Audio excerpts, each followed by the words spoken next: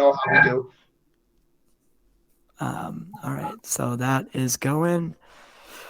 All right, here we go. Man, this is so much better than Zoom, I'll tell you that much. It really is.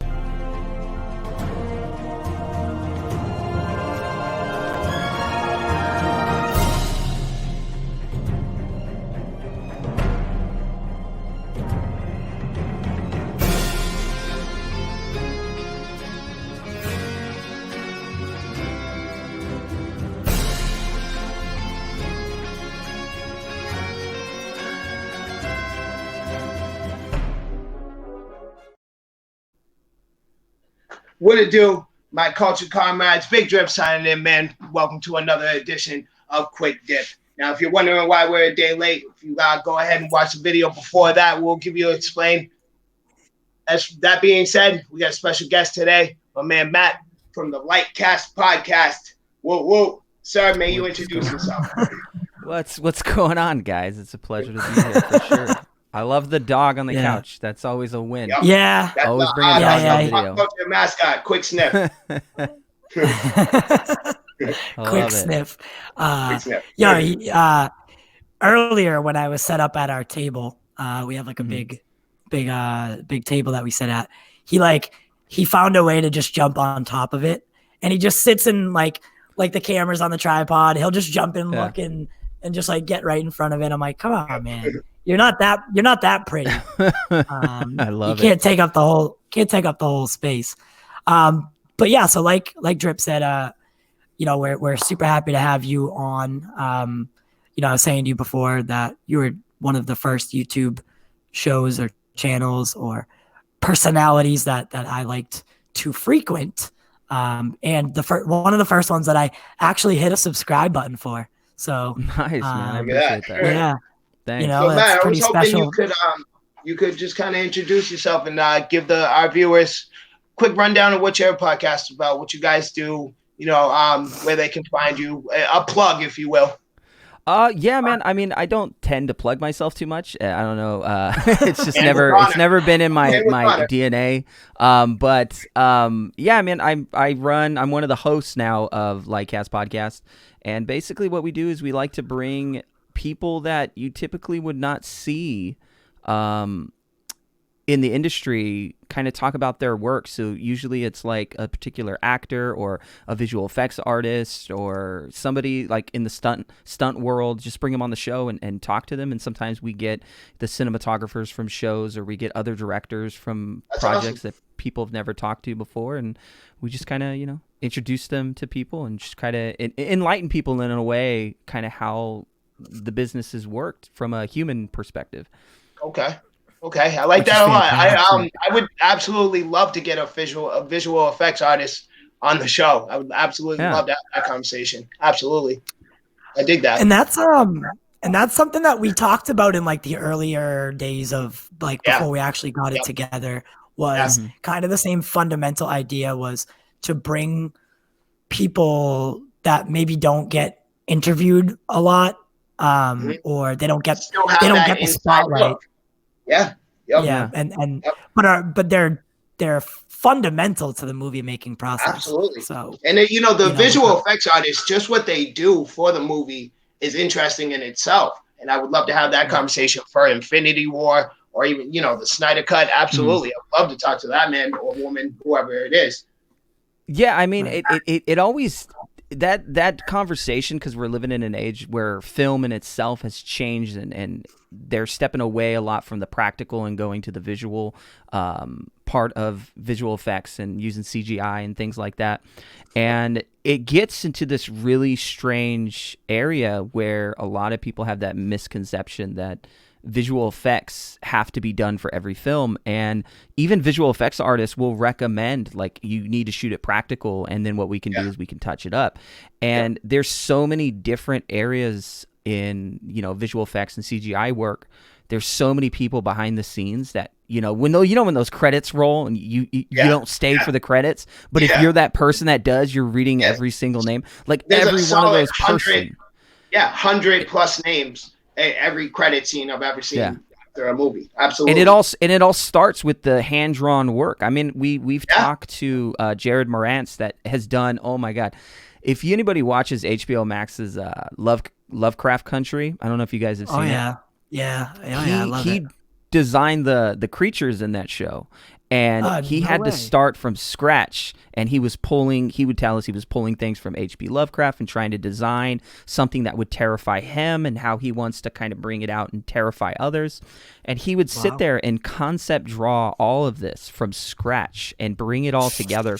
Cool. And it's crazy to see it when you go and actually watch it and then look at his concept art, and it's like night and day. The same thing he did with like Thanos. He drew Thanos a certain way, and then he changed it, and he never thought he would come back and continue working. But I guess, you know, the way he described it to us is that, you know, in the Marvel world, like there's so many different artists pitching the same thing, and they're hiring and contracting all these artists, and they go through and they select who they want.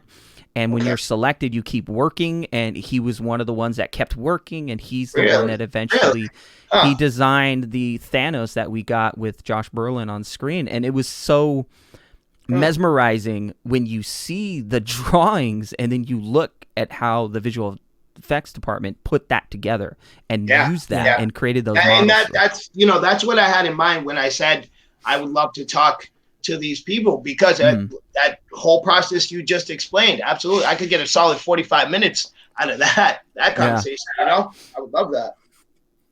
Let me follow it up with this. Excuse me, Joseph. Sorry. Let me follow it up with this. How would we or anybody watching come across getting that interview? Approaching that. You know, that's actually a really good question, to be honest. Because it kind of starts like with us. I'm lucky enough to have a really good producer who does a great job. Right? Hussein, yes, he's becoming very infamous. He honestly, I talked to him probably maybe before I got on the show, maybe 10 minutes before I got on here, and we were already talking about the lineup guests that we already have lined up for the next month, and he does an amazing job. One thing he does is persistence, and if he gets a no is not in his vocabulary. He's like, no today, but maybe yes tomorrow. Or, you know, we'll talk about it next week. I'll follow up with you. He's always so professional, and he's so diligent, and he's so communicative. Like, we are so in sync in the way we communicate with how fast we want to get somebody and reaching out and having that dialogue. And then what's also great is that word of mouth too, that everybody that we've had on the show has left and has something positive to say in our interviews, and it kind of trails on to the next one. I think that kind of played out when we got Damon Caro, and to have him come on a show, because this guy never does interviews. Like, Damon never does interviews, and he's such an outspoken person. He's so diligent with what he wants to say, and he's so precise, and he's so genuine and honest. Talking to him was such an honor, because you don't ever get to talk to somebody like that, and to spend 2 hours talking to him is insane. It's like, this guy's really, you know, here, he's having this conversation, and it's so flowing, and it's so easy. And you know, I say anybody that's out there that wants to do podcasting, I always recommend podcasting. I think it's a great art form, and I hope it's a thriving art form. Yeah, and I think what you guys are doing is awesome, and what you guys are trying to do is something great that you can build upon.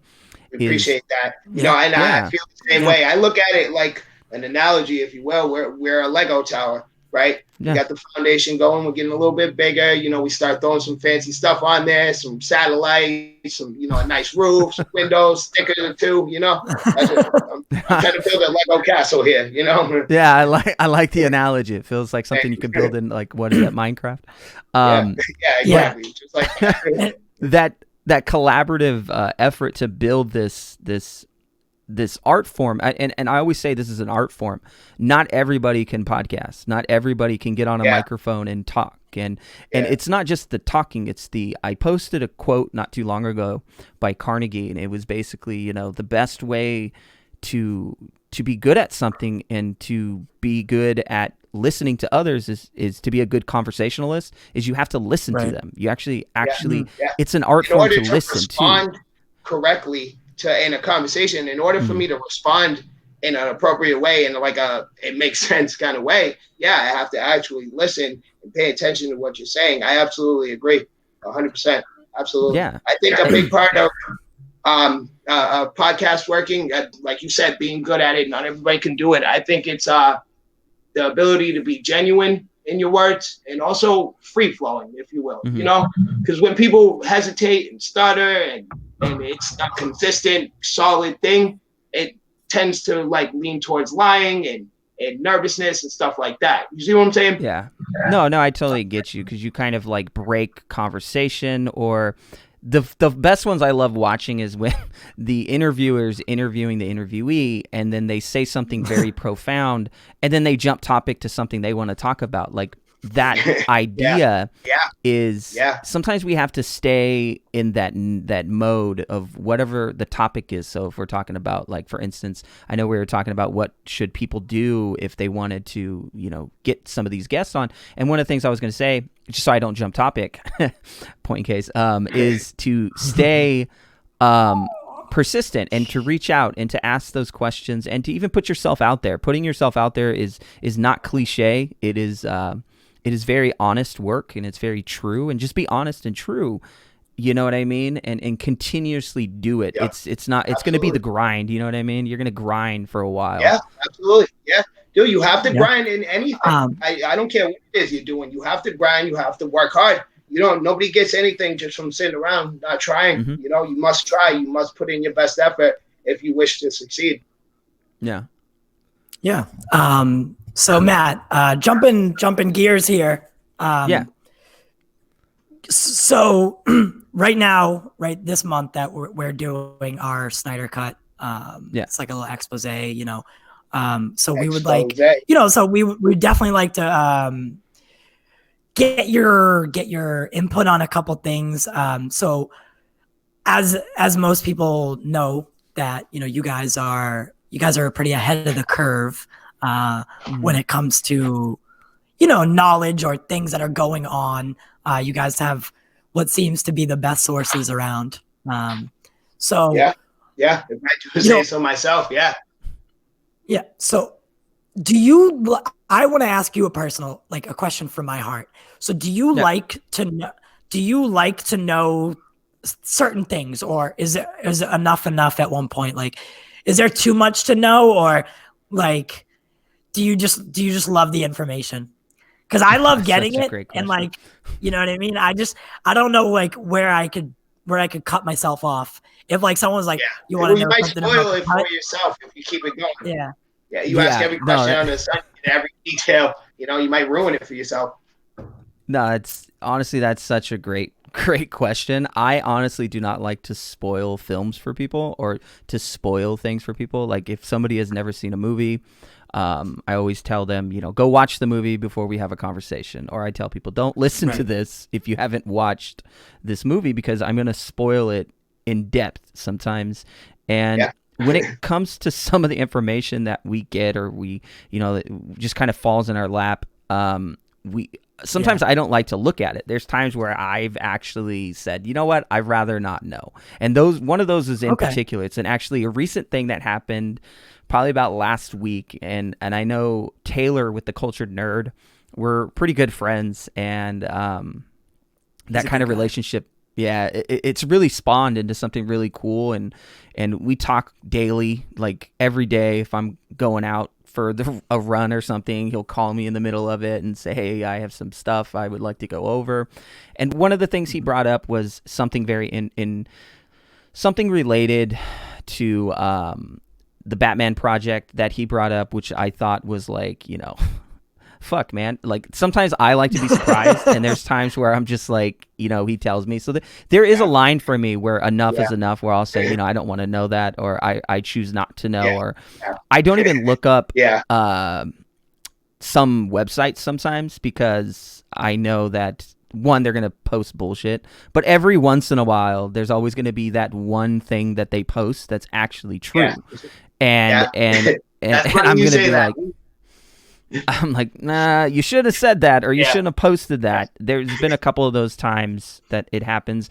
Or things get leaked. Things get leaked directly, like the Jared Leto information. That was never intended to be leaked. That was something that was supposed to be a surprise. I felt the same way. I felt the exact same way. It didn't seem like something like they would want to tell us, because from what we can tell, all of that 4 minutes that was mentioned of reshooting is for Joker scenes. So no, it's not just Joker. That's so the four additional minutes is a collaboration of a bunch of work. It's a collaboration of people. Yeah.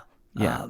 So I think for Justice, Drip. you watched the like the Grace Randolph interview, and I think kind of what he took from it or so was that the way Zach said it was, like the Joker was supposed to never come out to light. Like he wasn't, no one was supposed to know that was supposed to be a treat for fans.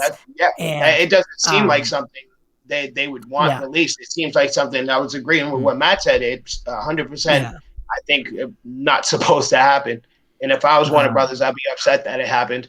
It wasn't it was actually Warner Brothers that put it out. So that in itself is the biggest flip. Is you kind of have to look at this from a non-business thing, and kind of, I always tell people to look at this from like a camp perspective. Like, these people are not with these people, and sometimes they want to sabotage what these people are doing, or they want to hype something to kind of underhype what they're doing. And all these production companies sometimes don't work well together, or sometimes they do, or sometimes they want to undershot them, because you got to understand that these people, Warner Brothers is a collaborative group, and under that umbrella, there's so many different production companies, and they're all competing for the same job. They all want the same project because that's money in their pocket.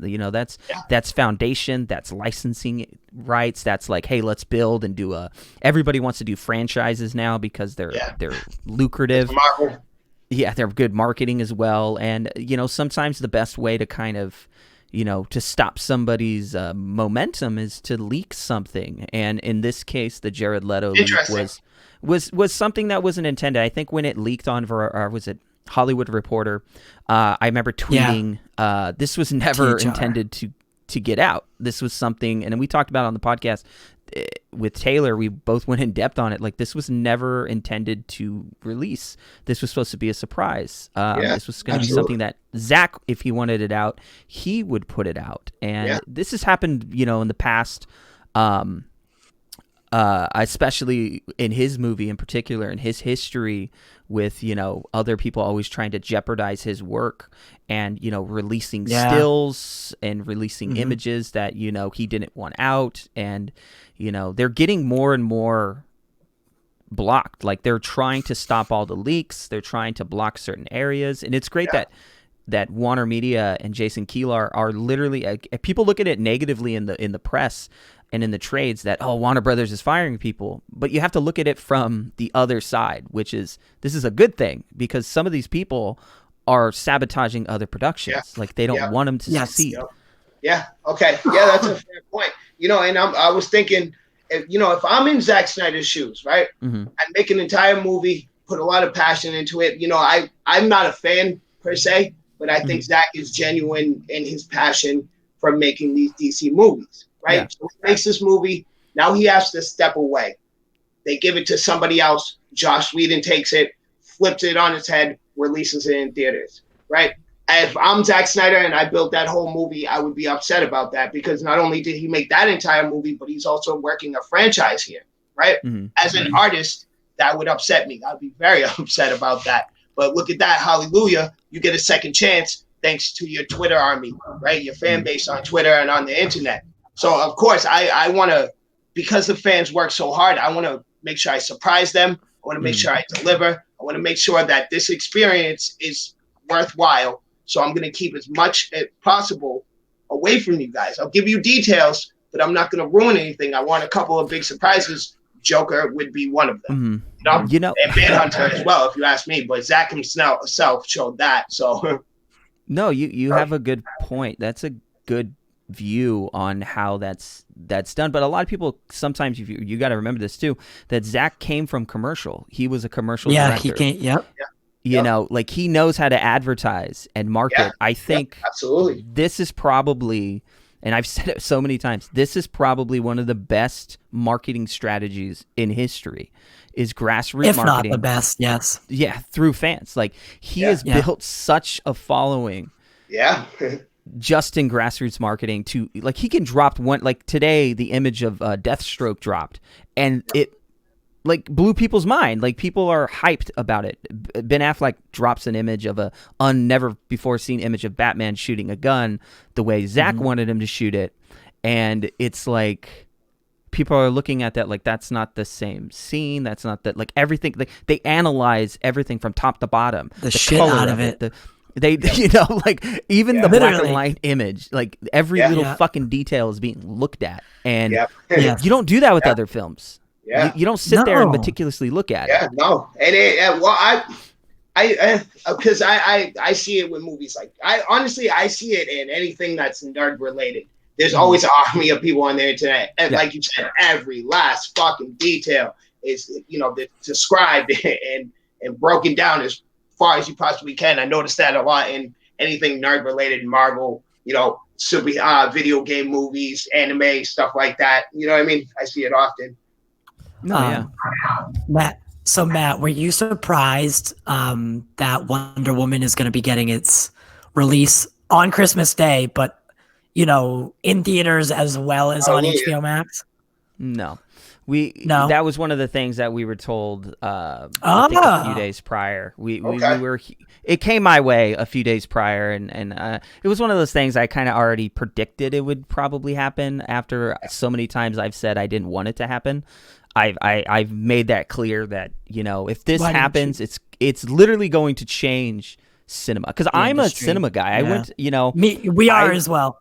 Yeah, I went to film school, you know, like I've studied it. I have it's in my blood type thing. And I've worked in it for 13 years. And it's something that like is very near and dear to me, to go to a theater and to watch a film. And it's so nostalgic. And I'm still going to watch it in theaters. I'll find a theater to watch it, but I'm going to watch it on HBO Max because I want to support that too, you know, but we're living in a new age and it's eventually going to catch up. And what is it? My buddy said this. The shit will hit the fan. It's the streaming wars. Yeah,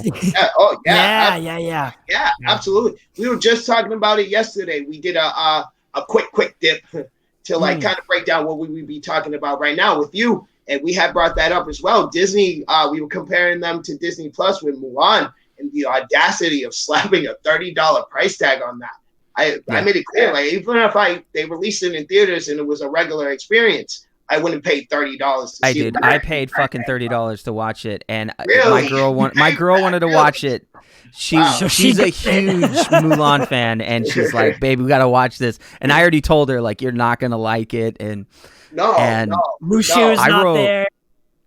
Yeah, dude, she fell asleep fucking 10 minutes into the movie. The only movie of those that Disney has done, those live action remakes they keep doing, the only good one was Jungle Book.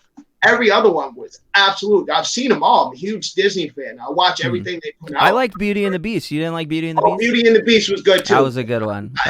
Good call. That was a good one. But I'm talking Lion King, all of those movies. I haven't seen Mulan yet, and I'm assuming it's bad. It's like one of those films, and I wrote a piece on it because it was one of those movies. I said I cannot fucking ignore this movie anymore, and it goes from like martial arts epics and tries to do that, and then it wants to be a family film, and then it wants to be an action film. It doesn't know if it's a Western film or it's an Eastern film or what the fuck it is. It's like at the end of the movie, you're left. You're left wondering, was that really fucking Jet Li or who was that? You know what I mean? Like, who was the fucking emperor? I still can't figure it out. It's just one of those, like, you know the story, right? Like, you've seen Mulan. We've all seen Mulan. We know the story, but it's flipped around, like, appropriately so. I get what they're going for, but they're doing it bad. They're not doing it well. You know, they're taking their classic movies and they're not just making them live action, they're making them more realistic as well. You know, they're cutting out a lot of songs. There's not so many musicals and choreographed dances and talking animals and shit. You know, they're kind of trying to pump the brakes and make a live action, more realistic version of their movies, right? Fair point? No, I mean, you got a point. Like, for Mulan in particular, it was using, I don't know if you guys ever read, because I'm an English guy, so like my background is English, so like a lot of this stuff that we see in today's cinema and streaming actually are coming more from the source material than they do from the original. Like Mulan, the classic Disney movie, was from the source material, but it was modernized and used in a very original way. We're sticking so close to the source material that it's like you're trying to be artsy, but at the same time you're trying to be artsy, but then you're trying to connect to the audience, which is never going to work. Like it's never going to work because the source material is made to be for that medium. So this one was a song. So this is actually supposed to be told. It's supposed to be actually told to you as a song is. That's the folktale of a song is it's told to you, and it's not supposed to be represented as a movie. Yeah, and it's not supposed to be represented on the screen that way. So that's why a lot of it doesn't work. And it's like, well, hold on. You're telling me that you couldn't find a way to put the dragon in the film, so you picked the phoenix? Like, I understand the representations of the two characters, but, I mean, you got to understand that people watching this movie are only thinking of the Disney classic when they step into their HBO theater or their Disney theater at home. You essentially just made the same point I was trying to make, is that, like, you're trying to change it. Either it's closer to the source material or it's, you know, it's the same movie, but like reimagined, if you will, right? Like they didn't go the same route they went. It's the same overall story, but like they're doing things very differently than the 90s movies. But like you said, everybody who's going to see this, it's because we grew up watching those 90s movies. We all know them. We all love them. So, okay, you're going to release a live action. Let's go see it. Yeah, we'll charge you $30. Flip us on our head, practically smack us in the face with the nonsense fucking that's outrageous. being given. Yeah, charge me $30 on fucking tax. You know what I mean? Fucking. I gotta pay the subscription fee, and then I gotta pay $30 on the same day. What kind of shit is this? Yeah, my point exactly. Where do you get the fucking audacity, Disney? You know, man. So the fact that DC Warner Brothers not doing that with Wonder Woman is a huge power move on their end. You know, they make that's a direct, like, okay, let's play this game. You know? Oh yeah, definitely. Right. So back to the topic at hand. So I have heard you guys talk about it quite a bit. You know, the Ben Affleck HBO potential project. So are you in? I mean, I know you guys have talked about it before, and you guys have your opinions. Like, can you just reiterate? Like, would you be in favor of Ben coming back to HBO and actually like doing the work and putting it in and finally showing us like what he can do as Batman, you know, without being held back in a team setting? The way it was always intended in the script in Justice League is that a part of that script, when it came to Batman and finalizing his character arc to lead off into his Batman movie, was always intended to build connections and scaffold that idea straight into the movie. But since that didn't happen, a lot of people had this you have to understand the preference of Ben Affleck to understand why he's returning. Is he never left the project because he was like an alcoholic and he didn't want to do it because it's a depressing story and it's eating him alive and it's all this stuff. It's like a lot of that is just, you know, he's spinning and he's doing political answers in his interviews. He's never really giving a direct answer. And even on Jimmy Kimmel, I love Jimmy Kimmel, and he said, I'm not Batman. Those types of those little nuanced things that people don't pick up because he's unsure of what the future holds. And then we see the movie The Batman coming out with Robert Pattinson. You look back at Ben Affleck, and the funniest thing about all this is that when we found out that Ben was coming back, it was probably around, I would say, April is the first time I heard about it, and it wasn't until May is when I was like, oh, he's going to show up at Comic-Con. And at the time, I was like, we didn't know what Justice Con was. We didn't know anything about Justice Con. Right. It was Comic-Con. And then I'm thinking, well, Zach's going to do a Justice Con thing. Is that the same thing? And we're trying to figure out, is it Comic-Con? Is it Justice Con? He's going to be announced. And it was like, and then this DC fandom happened. And I didn't know what the fuck DC fandom was. I was like, is this a Jeff Johns thing? I mean, this sounds very gimmicky. And then all of a sudden it started getting bigger. And then one of the sources basically said, like, it's going to happen there. But Ben is going to show up at Justice Con, which is Comic-Con. We kept calling it Comic-Con. And we found out it was Justice Con. Because, you know, Zach was going to do Justice Con the same day as Comic-Con. So when it happened, you know, Ben showed up, you know, did his little, you know, recorded video, whatever. Answer, Yeah, a little bit. And then it wasn't until DC fandom, the announcement was going to be that he was going to return. He was going to say, now you're going to also, you know, you're going to see me in the Flash, and they're going to have an announcement, and it was going to be this, you know, drawing of attention. But that shit leaked before DC fandom. Before DC fandom, yeah. He was going to return in the Flash, and he's also working on the Flash script to make himself write himself into the film and have this. It's not a cameo role. A cameo role is it's not even in a script. In a script, when you put a cameo in, you just put insert cameo or something. You put insert character, and that's it. But he's writing it, so he's not a cameo. He's actually in the film. He's writing an arc. There's going to be connections and ties. And the way Zack Snyder's Justice League ends goes into the Flash. It's not something that just fucking magically happens and the Flash is running around. Like, that would make no sense. Like, it logically would not make any sense for his arc. Because the first time we see the Flash is in Zack Snyder's, or it's in BVS, but then technically he was shooting for Justice League. So it's interesting how Zack shot, because it's very smart on a production level. And so we were for actually, Ben, excuse me, continue. No, go ahead. I'll point out that yesterday we were actually talking about just that, because we were breaking down this still image of the travel back in time scene from BBS, and we were breaking that down a little bit. And from like what we could tell, the way Flash looked, it appeared he was wearing some kind of armor, like a suit of sort, right? And the conclusion we came to is that Batman made the suit for him, right? And Batman makes the suit for him. They, you know, there's some interaction, like you said. Batman will play a big part in Flashpoint. That's why Barry has the suit, and that's why he goes to Bruce himself when he travels back in time to warn everybody. You see what I'm saying? So we came to the conclusion that Batman will play a big part in Flashpoint.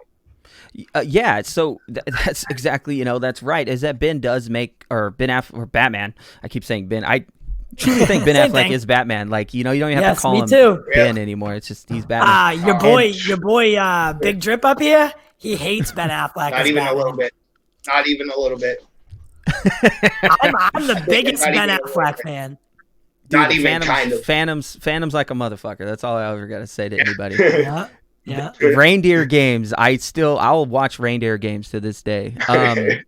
So it's, you know, everything. So my point's always been like everything. See, you have fond memories of his movies. I have goofy memories of his movies. You know, everything I've seen him in, he was a straight goofball. So then when he throws on the bat cowl, I'm like, no. You know what I mean? Like, I remember him from shit like, you know, he was in Jay and Silent Bob, some goofy ass side character. Good Will Hunting, I hated that movie. You know, seen him in the Jenny from the Block music video. You know, what? You did not like Good Will Hunting? That's a conversation for another day, because I'll go on for hours about. That's such a classic. Yeah, that's another day. That's a classic. I think it's because I'm in Boston.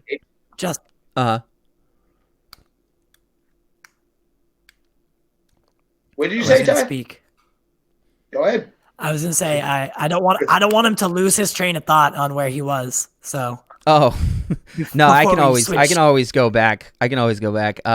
So for instance, for Ben, right? So for Ben coming back as Batman, that whole, when they announced him to return in the Flash before DC fandom, it was kind of like like a letdown for a lot of fans. Fans wanted this announcement. It was going to be bigger than what, the trades did, but it was one of those things again where something leaks, and we knew that was happening. It wasn't until Ray Fisher put out a tweet and basically said, Ben Affleck was supposed to announce this at DC Fandom, but again, look, it was sent to the trades and they leaked it, and it's like little things like that are happening, and you can see why everything lines up now. Like, we don't even talk about Ben Affleck's Batman anymore because we're going to talk about it today on the show. We're going to do a live show today, and Taylor is going to talk about it in detail because everybody always asks. But it's not something new to us anymore. We know that they're working on a project. It's pretty much out there. To see him on 100%. HBO Max is better, to be honest, as much as I wanted to see the film back then. This is better because he could do more. He can shoot it on a big budget production, and he could do more with the show. And it's a mini series, so it's not going to be like season 1, 2, and 3. It's just going to be the Batman, or whatever the title. I don't think it's going to be called the Batman. I think it's going to be called something else. And it's just going to be HBO Max Batman show, whatever. And then he does his stuff, and he jumps right back into Justice League. So it's like a segue.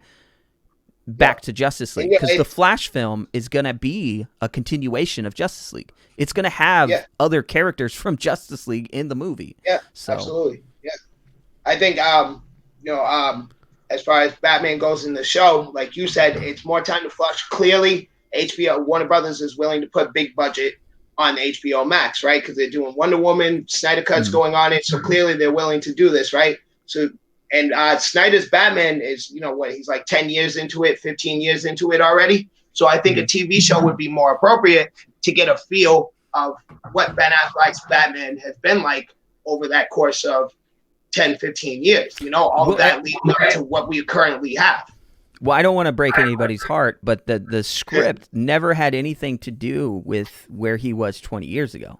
Plot actually came with trying to merge that idea, because Ben wrote a script, and the script centered around a lot of rogues gallery, but it centered around Deathstroke, the Joker, and Lex Luthor hiring Deathstroke to kill Batman for the events of what happened in BVS, because he never killed Superman, so he wanted to get his revenge. And so this idea to kill Batman was kind of like all his demons and ghosts are coming after him now. Like they're going to catch up to him all the 20 years he's been in Gotham. What's interesting, and a lot of people misinterpret the film, is if it's been 20 years and people don't know who Batman is or still don't believe that he's a real person, that tells you something, that he's a myth still, and that nobody even knows who he is, and they don't even know he exists. And it's like, he's been doing this shit for 20 years, and this motherfucker's like a ghost. Like, that's still a pretty good Batman. Like, you know what I mean? Compared to like Christian Bale's Batman. Absolutely. Yeah, that's a great point. And I've said it a million times. That's my favorite I don't know how to attribute, I guess you would call it, when Batman is still a myth and a legend and people don't know who he is, and he's not out in broad daylight taking photos and stuff, That's my absolutely, I love that setting. Batman's never taken photos with anybody. I don't think he's Batman takes selfies or anything. He's jumping in a photo booth at Chuck E. Cheese to hang out with the kids. But that idea that Batman's been doing around the movie was always intended to kind of have like a little bit of moments of clarity where it kind of fills in some of those history moments. But this idea that to go back and look at Batman prior, that came after Ben Affleck was gonna step away, because a lot of it was two executive producers went to his house, Kevin Tushihara, and I believe it was Toby Emmerich. I can't remember, but it was Kevin Tushihara and I think Toby Emmerich went to his house to convince him to stay as Batman, but they left disappointed because he said no. And they were trying to pitch him the idea because Matt Reeves stepped into the role of director, and they were trying to work out, we're going to have a younger Batman play the 20 years and you'll still play the older Batman. And then we'll have scenes with you and him, and we'll connect those together. And he didn't want to do it. He felt that personal moment or that whatever was going on had a lot to do with Zach getting removed from the picture, and it had to do with he absolutely hated shooting that. Like, you can tell watching 2017 Justice League that Ben Affleck looked fucking disappointed and depressed. He's like, am I really shooting this? I'm fat as fuck, and I don't even fit in this suit. And I'm sitting here, and he's got the alcohol face. I'm not saying that he's an alcoholic, but I'm saying that, like, that face. You know what I mean? Like, you are not healthy. You're not at your best. So why are they making you do this? Why can't they just release the film they had and let him deal with what he's like? He probably would have been better at that time to continue as Batman and still work out his personal life. And you got to understand that Ben's not going to be distracted. He's a professional. You know, he says it all the time. I think that, and I have a personal opinion about this, and this is my personal opinion. I think the more we highlight actors' personal lives, we jeopardize a lot of their stake in films. And I think we need to step away and let them be people. Like, nobody's coming into my life trying to tell my fiance, like, hey, you know, Matt was doing this at the bar. Look, we have pictures from paparazzi, and she's like, what the fuck is this shit? And it's like, babe, this is fucking slander. You know, they're spinning this shit, and it's like nobody does that. Like, normal people don't. I mean, maybe you have some fucked up friends, but fame only. Yeah, and I think we need to look at it from a empathetic view and say, hey, let them fucking live their lives. You know what I mean? Absolutely. Let them do what if he wants to cheat on his wife, or they want to do this, or they want to do that, they're fucking human. That's your human. That's your right as a human to fuck yourself up or or fuck up and learn from it. You don't need to post it everywhere and slander. Paparazzi are like a piece of dog shit on the sidewalk that you step in. You know, I absolutely despise that. The way they get into people's personal lives like that. Fame, like I said, it comes with fame. And these people are like vultures and seagulls with it. It's disgusting. Well, because it's, you know, that money, that one photo, that one tabloid photo can make like $70,000, $20,000. I mean, because there's consumers that are willing to pay for it. Imagine that. There's people that like look forward to seeing this kind of shit. I hate it. I'll see it at like grocery stores. You see the magazine rack, you know, and you see all these photos. And like you said, I don't think it's cool either. I don't think you should dig into people's personal lives like that. Yeah. And throw it in major media, you know? You know, he's used to it. He ignores it, and he's very professional about it. But you got to understand, he's a professional actor and a professional director. He knows what he's doing. And, you know, I think when the Batman announcement's made, it's not going to be something that is, you know, going to just be, I'm going to say this so I don't put myself in a spot. It's not going to come from Zach. A lot of people say, is Zach going to announce it? No, it's going to come from Ben, or it's going to come from the trades, and it's going to be one or the other. It's going to be like, look at Jason Keelar and Jim Lee and all the, like, they're pretty much dropping eggshells all over you. AT&T, like, the only thing AT&T ever posts is Batman, Ben Affleck stuff. I mean, it's the biggest hyped project that has not been announced yet, and everybody knows it's just waiting to say, okay, now we're doing it. And it's like, at this point, it's just a fucking waiting game. It is. At this point, it seems also very unrealistic as well. I don't see it happening, honestly. Not with Robert Pattinson coming for Flashpoint, but like a series outside of that. But it's already in the works. So I mean, it's not a like, it's not. Well, I have a good. Ben Affleck show Batman. Yes, 100%. Really. That's what we just went over this the last 30 minutes. News to me. So no, that's actually a good point. I mean, there's that conception because we have Robert Pattinson's The Batman. Now, that Batman has nothing to do with the Justice League, has nothing to do with the Flash movie, has nothing to do with anything. It's its own standalone thing, like Joker. It's going to be in theaters. It's a multiverse, and that idea of the multiverse allows you we make fun of this all the time now. We call it the bat embargo, where you can literally have multiple Batman now on screen at different times. Like there's a Batman in Titans, there's a Batman on animated show, there's a Batman here, there's a Batman in the comics, there's Robert Pattinson Batman, then we're gonna have Ben Affleck Batman at the same time. Like we're gonna have Michael Keaton Batman. So I always say, give me more Batman. Give me fucking Adam West Batman again. I'll take it. Give me more Batman. I'm good with it. I'll fucking dress up like Batman. We'll all do it. Everybody just get a Batman costume. We'll all fucking do it. I wouldn't mind seeing a Terry McGinnis Batman. I really wouldn't. And you might. I would love it. Yeah, I know. I know. By the way, you said that we've been thinking it's going to be happening with Michael Keaton. So I'm excited for that to see, hopefully see if that will play out. Why does that sit in your mind though? Why does Michael Keaton sit in your mind to be the older Batman to Terry McGinnis? I think it's because I've built it up in my head as the perfect again, that's not to say that. I'm not disagreeing with your thought at all. I'm trying to get you to think about it.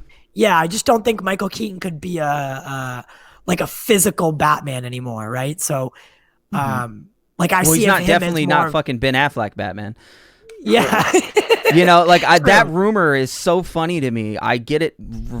Regurgitated to me on a daily basis by people that will message. Well, Michael Keaton's going to replace Ben Affleck. That's ridiculous. Are you serious? Really? Michael Keaton needed to stand on an apple box just to be at the same level as Jack Nicholson in the Batman in Batman '89. So you're telling me that swole, thick Ben Affleck is going to be Michael Keaton's version, he's going to replace him in some way, and they're just going to erase Ben Affleck. It's not logical. That's blasphemy.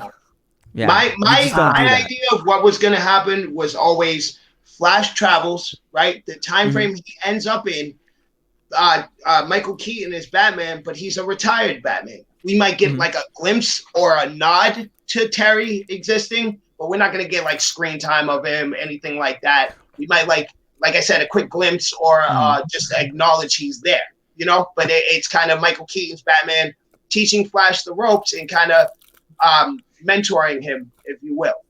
Well, let me throw a monkey wrench in your thought there, because the Flash gets there, he sees, Batman doing his thing, but he realizes he's a lot older. Then all of a sudden, possibly, he uses the Flash as like, I don't have to be Batman. I'm helping this guy out, and he's in my world, and maybe I can do that. Maybe I can be a father figure to somebody else, because we got to understand that this Batman, Michael Keaton Batman, probably had Robins that went on and moved on with their life, or they died, or he never had Robins. We don't know, because we can't say that Batman is the same Batman, that came after Returns. We just don't know. It's a different director. When is a different take, And so if we look at that, maybe that inspires this Michael Keaton Batman to say, hey, maybe, I want to take the mantle. Someone else can take this mantle, because I helped out this kid, this young Flash. I helped out him. Maybe I can do that. Maybe I can, this Neo version of Gotham in my world. I can help prevent some of the things that are happening in this dark Neo Gotham. And, we don't even know how long that scene is going to be. I mean, it's not going to be a big chunk of the movie, but it is going to be interesting how I think we're going to be very surprised in how the multiverse is going to look and how the Speed Force is actually going to work, because Zack Snyder's Justice League is setting that example of what the Speed Force is. Yeah. And he wouldn't so I'm assuming, and maybe I shouldn't do that, but I'm assuming you watched his breakdown on Vero. Yeah. The other day. Most definitely. He wouldn't even get into the Speed Force. Like, he wouldn't even talk about it. I was hoping maybe he would be like, literally just was like, and that's what, that's the Flash. Next thing. I was like, come on, man. Just give me but I do like his attention to detail. So the Flash with no shoes, how the Flash won't move. Yeah, he won't move anybody because the sheer force alone would snap their neck immediately. Yeah. And the armor we brought up earlier about the force scene. That's why I love Zack Snyder, and that's why I love his work, is because he genuinely cares. And I don't know if it's where his background, where he came from, or his love for the source material, but I do know that when the man is given the reins or the keys to the kingdom, he definitely does a good job. And people that don't like his work, they just don't understand it. And they don't look closely enough, because there's something you could watch BVS Ultimate Edition right now and find something that you didn't see the first time around. I actually teach that. For me, I teach BVS in my classes to students. And how you're a teacher? Yeah, I'm a teacher. I feel like I knew that. Yeah, I actually teach that to students. It's one of those movies where you have to take apart the film and the medium. So it's when I teach medium and I teach literal analysis and how to unpackage things. It's one of those things where I'll tell the students to grab a frame from the film and unpackage it, and then tell me everything you know about this, and break down the medium. And he's very meticulous. And I will say that in regards to the Speed Force in that scene where he runs, a lot of people misinterpret the idea that he's on the cosmic treadmill, so that the cosmic treadmill is a treadmill that the Flash can run on, that can allow him, to go faster and faster. I assume that thing doesn't exist in Snyder's universe yet. It does. Really? It does exist. It's something that, Batman's going to have to put together because we see it. He actually talked about this at SnyderCon, and how, if the Flash were to go in one spot and he ended up in his Batcave, and he goes, well, I would have picked that one. He goes, good, now go into the other one. If there's two holes and you showed up in my Batcave, go pick the other one, because you clearly fucked up. You showed up in my Batcave. And if the Flash is running somewhere and he can't control it, he might end up in the fucking universe somewhere. Like, that's how attention to detail Zack is. He has to do it at the exact point, at the exact moment, to hit it. And it's funny because that scene that you talked about and how he's running, I always tell people, look at the details of his feet. He's not touching the floor. And the moment he does touch the floor, it creates space, because space is 99.9%. It's a black hole. And so when he's running, he's actually flying. I would say he's flying, but he's not flying. Like, he's gliding across. There's also that scene in the running on air, essentially. He's going so fast that nothing matters. There's no matter. I'm not saying nothing. The physics of matter don't exist. That's a great detail that I wasn't able to point out myself, because that just adds to the intensity and the depth of really what he's doing. When Barry, enters the Speed Force, and he's breaking time, he's ending up in other dimensions. That's insane. I think that's a good detail to, like, visually show us that, how intense this really is, and how crazy it would look and be if he did something like that. He traveled so fast that he ended up breaking through time dimensions. Well, he's in the zero. Would it be 0.0001% of space, and he is there. That's how fast he's going. That there is no matter. There is no atoms. All you see is emptiness and the lightning going around him, the Speed Force, and that is breaking. The moment he touches matter, it exists. And he's going faster than matter. He's going faster than light. And it's like that attention to detail and that ability to understand physics is like, are you fucking kidding me? Like, I watched 2017. He grabbed a guy, took him into another room. I'm thinking to myself, that guy would be fucking splattered on the wall. That guy would be dead. Literally. That guy would be literally dead. Not only how his fast neck he was going, but Barry was sloppy. Yeah. You know, he's still new to this. He's still a young Flash, so he's still sloppy about it. That scene, save one. It's like, no, motherfucker, you killed one. Now you're gonna kill another one. He's not alive. He's not alive. The second he started running away, he's dead.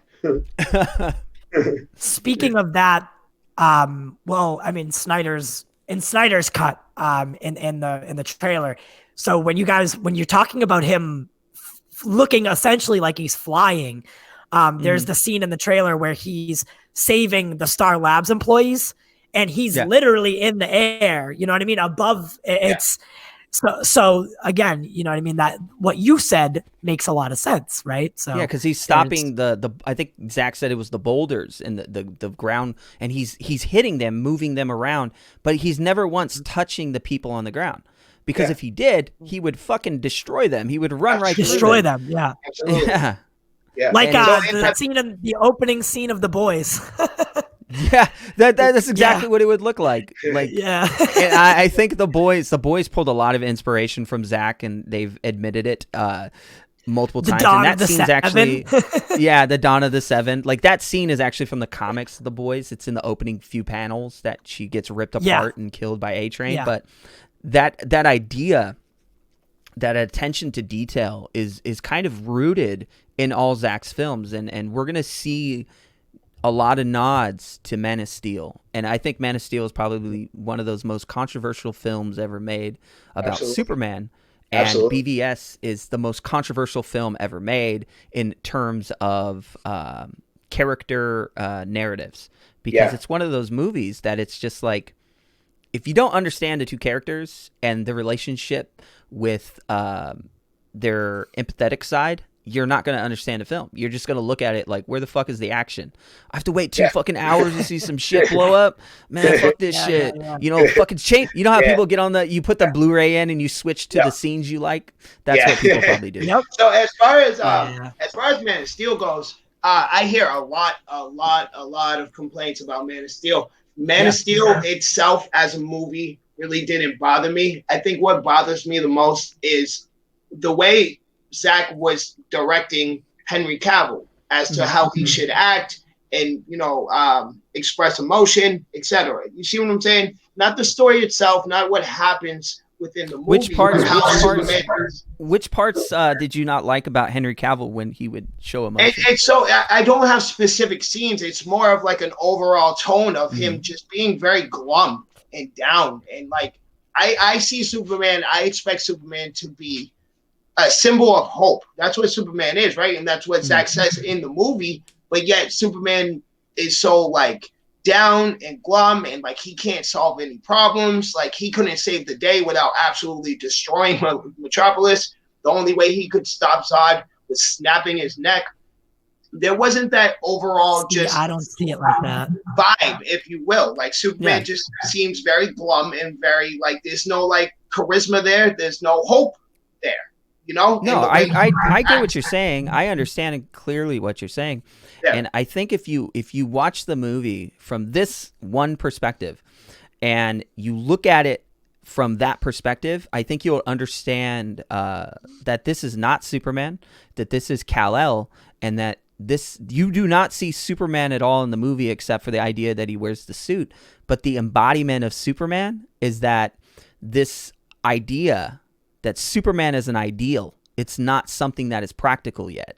And Kal-El is a immigrant trying to fit in, because when he's trying to figure himself out, he's kind of wandering, not figuring out where he fits into the world. It's the moment he puts on the suit, he starts to embody who he truly is, but he still doesn't fit in this world. So he's going to try to find a way to do it.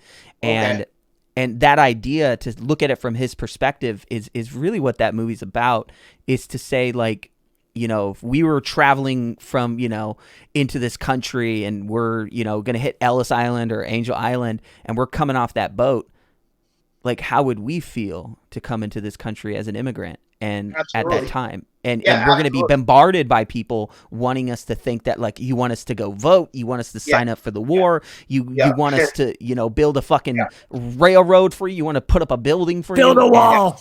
build a fucking wall. I get that point. I understand exactly what you're saying, but if I may, Superman has no memory of Krypton.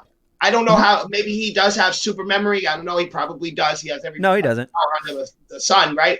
But if this, Superman says it all the time in every other media. I'm just a guy from Kansas. So that idea of him, like us looking at him from an immigrant point of view, and he grew up on Earth on a farm. He went to school, all of that. He later learned that he was an alien. You know, so he knows he's different.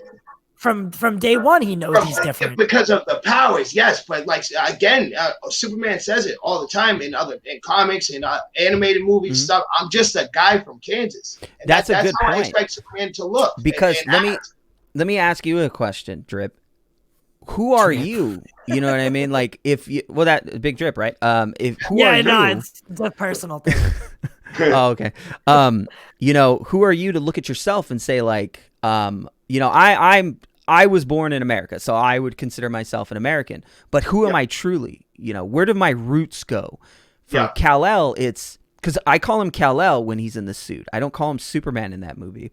And when he's Clark, he's Clark. He has that identity crisis that I don't know where I fit. I'm different than everybody else. I can't relate to this person because I can throw that football 500 fucking planets away. And I can see that. Like I could shoot laser beams out of my eyes. And by the way, if I grab this, I'm going to crush it. How does that person relate to me? How are you telling me how I feel? You can't do that. No, and I understand that 100%. And I also agree. But I feel as if because just up until now I've seen Man of Steel a solid 5-6 times, so I know this movie well. But I haven't come to this realization until you explained it. So I feel Zach should have made that point that you just made, what he was aiming for, more abundantly clear. Because to me, very clear. It wasn't. To me, it was not. And I think I get that. A lot of people get. I think why it gets a lot of hate, because it wasn't abundantly clear for a lot of people. Well, I mean, if you ever want to, man, we could do a watch party, and I can analyze the whole thing, and we can unpackage it together and talk about these different ideas. I would love that. Absolutely.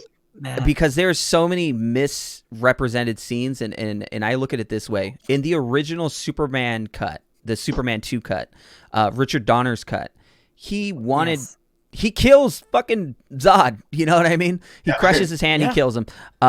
In this movie, you gotta have to look at this from a perspective of gods and how gods are represented.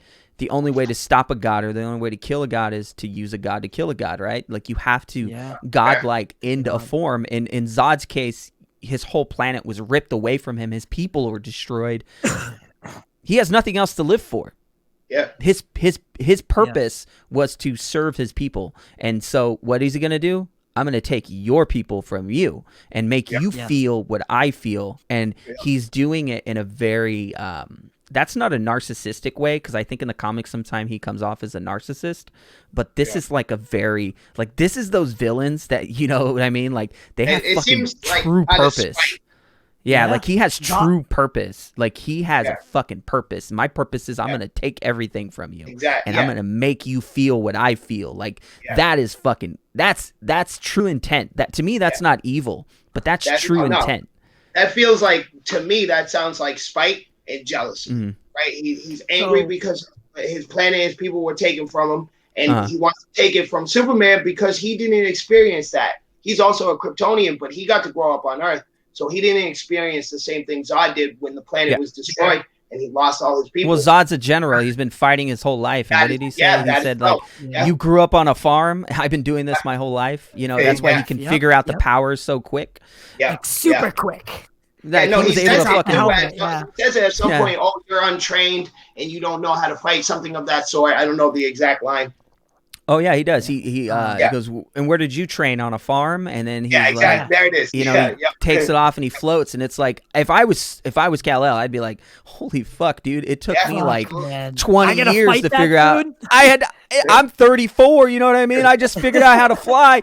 And Superman's just, you know what I mean? Like, damn, dude, this guy did it in like a day. So Matt, I have a question for you, right? Because you're well at how do I word this? you're well at backing up why you're a fan, right? Like you have specific detailed points as to why you're defending these movies and why you like these movies.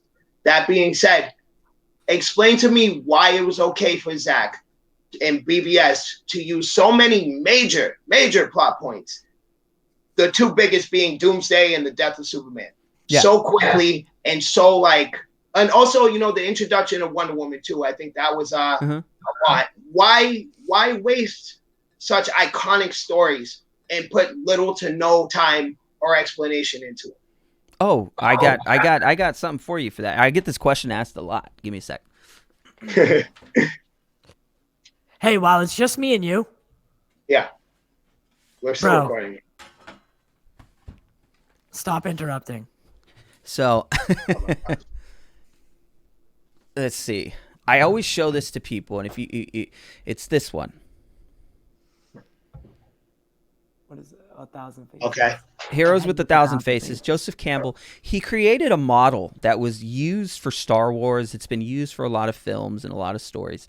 And the idea is, he calls it the monomyth, which is there's 12 stages to create a hero. And in these 12 stages, you have to develop a sense of connectivity to the hero and to make them feel what truly makes them a hero. So through these 12 stages, you have to, let me see if I can pull up the actual, where is it at? I don't think you guys can, that's really small. Let me just grab it right here. And I can share my screen with you, right? I was gonna do it for you. Okay, cool. Let me see. I'll just do a very generic one.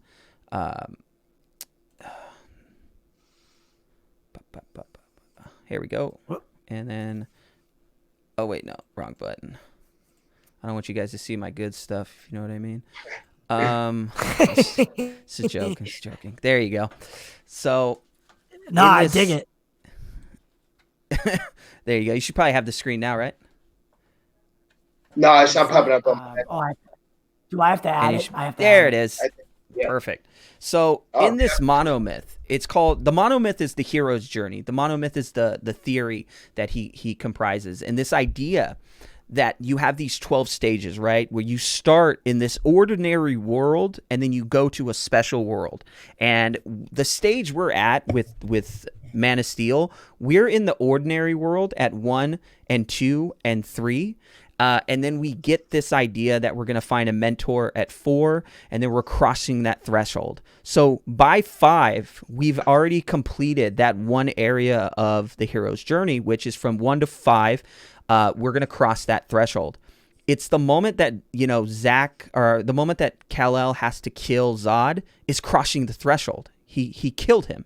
You know what I mean? He ultimately just snapped his neck, and that's where the story has to end. It's like, to fit Superman, to create Superman, you have to go through these 12 stages. And then we start to now approach Superman in the 6, 7, and 8 stage.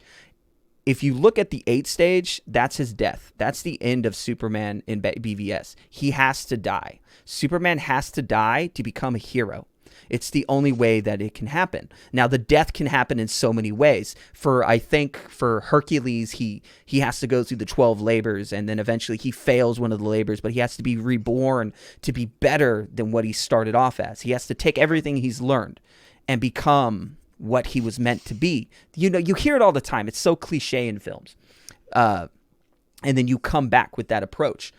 So my answer to you is, if Superman doesn't die in the end of BVS, what kind of lesson is he telling the world, and what kind of lesson is he learning from himself? And how do the viewers know that Superman is truly a hero if he doesn't sacrifice himself in some way? There has to be a sacrifice.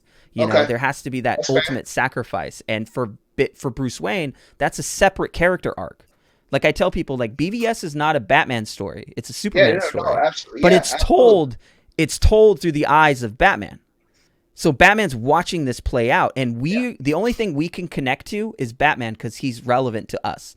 You know what I mean? He's one of us. So if you look at it through Batman's eyes and you see that self-sacrifice, you're going to see that, shit, this guy's a hero. So where we're going to start off in Justice League is we're going to start off at the rebirth stage at the bottom of the special world and make our road back.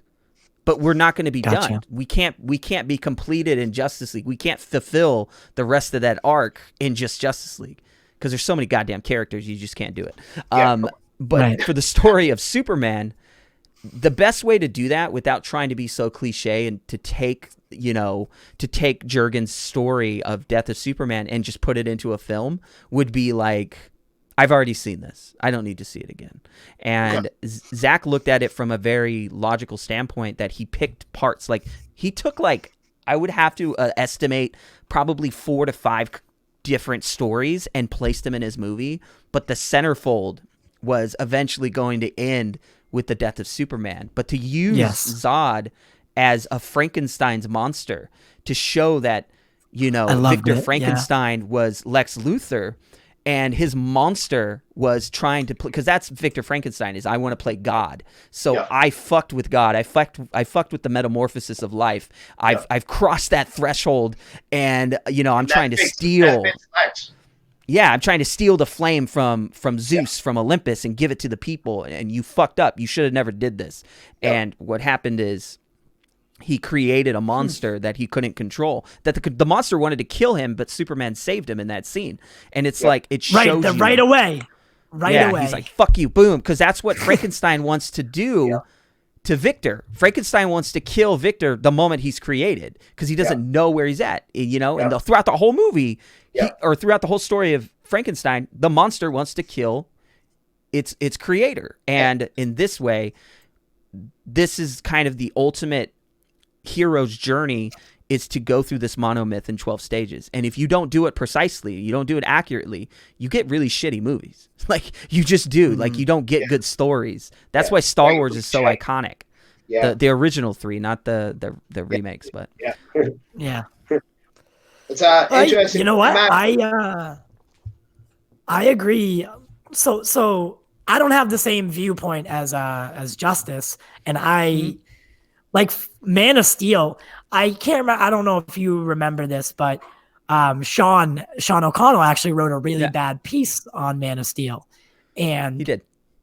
I resented him for a long time because of his view towards. Sean's a good guy. I love Sean. I love talking to him great whenever guy. we get a chance.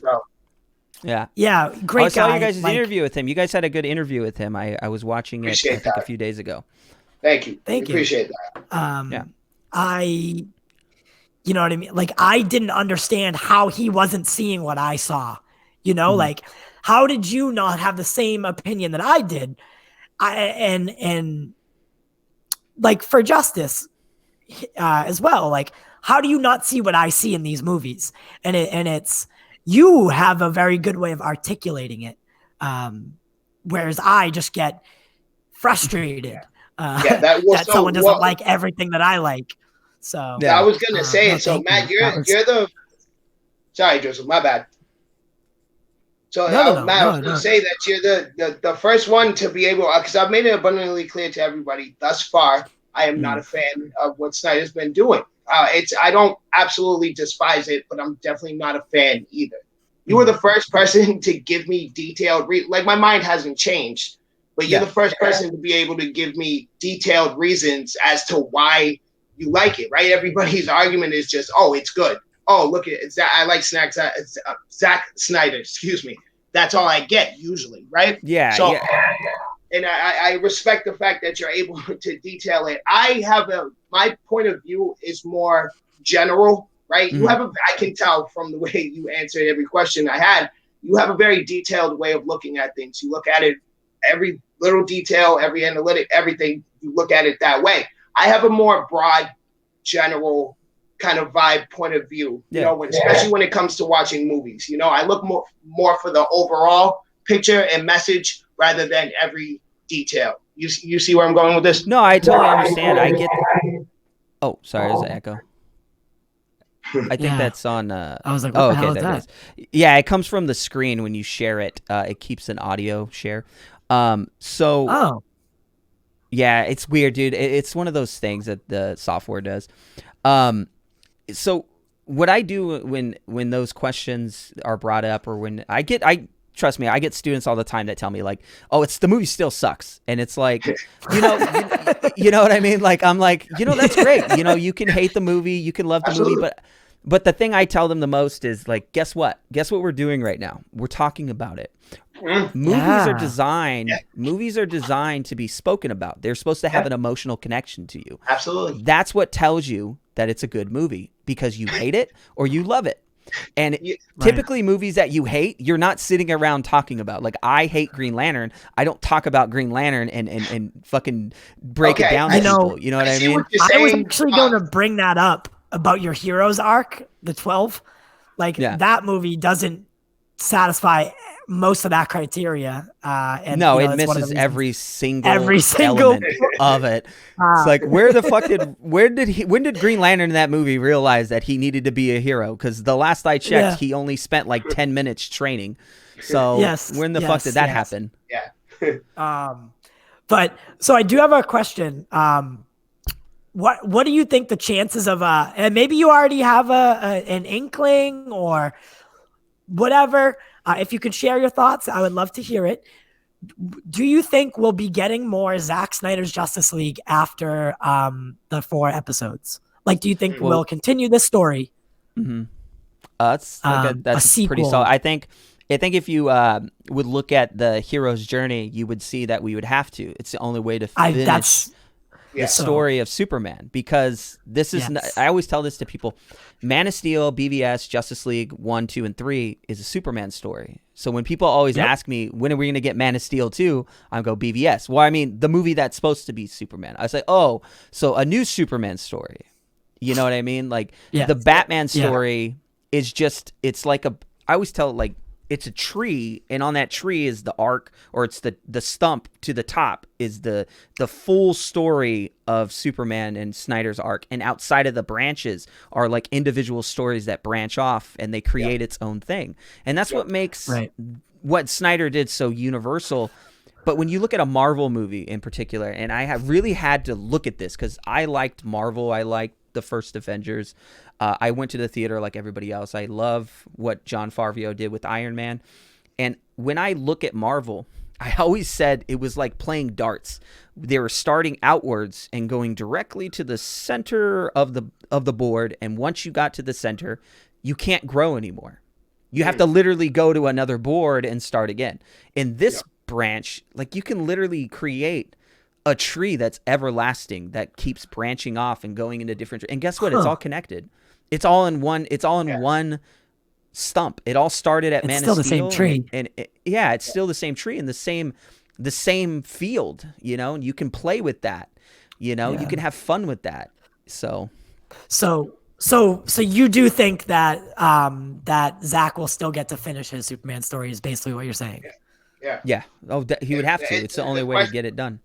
Yeah, the question is, does Warner Brother care to get it done? You know, do they care to let Zach finish his story? Oh, yeah, because they like money. Yeah, true. You know what I mean? Like, and it's going to be on HBO Max, so. Yeah, my personal thing was, if the Snyder Cut succeeds, which I think it's fair to assume it will, then okay, so we will carry on. But for whatever reason, it completely bombs and nobody watches it, nobody cares for it. Then I think that, okay, that's when we toss it out the window. You know? Well, let me tell you that in particular. That's why I'm following HBO Max's subscriptions and their tracking of their subscribers. I mean, Wonder Woman 84 is going to set them over. They're going to get more. And at the same end, they already had the subscriptions.